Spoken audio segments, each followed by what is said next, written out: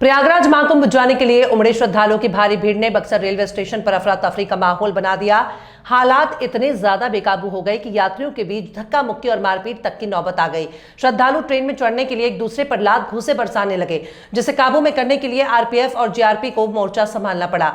स्थिति तब और ज्यादा बिगड़ गई जब पटना से प्रयागराज जा रही एक ट्रेन की चेन पुल कर दी गई। ट्रेन के थ्रू लाइन पर रुकते ही सैकड़ों श्रद्धालु प्लेटफॉर्म से कूदकर ट्रैक पर पार करने लगे, जिससे बड़ा हादसा होने की आशंका बढ़ गई। सौभाग्य से उस वक्त कोई दूसरी ट्रेन नहीं आ रही थी, वरना स्थिति भयावह हो सकती थी।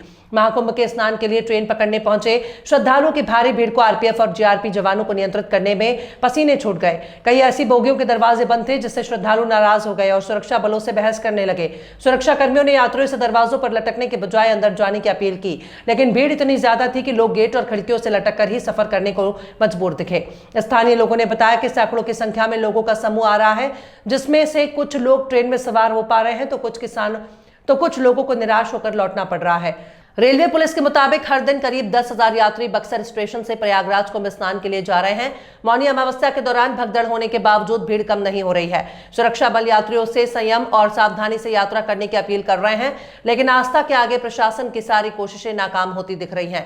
आपको बता दें कि बक्सर में भी उत्तरायणी गंगा बहती है और यहाँ स्नान का उतना ही महत्व है, लेकिन लोग प्रयागराज जाने के लिए किसी भी हद तक जाने को तैयार हैं। हालात इतने गंभीर हैं कि यात्री खुद तो अपनी जान जोखिम में डाल रहे हैं, साथ में छोटे छोटे बच्चों को भी लेकर सफर कर रहे हैं। बक्सर रेलवे स्टेशन पर लगातार बढ़ रही भीड़ को देखते हुए रेलवे प्रशासन अलर्ट मोड में है।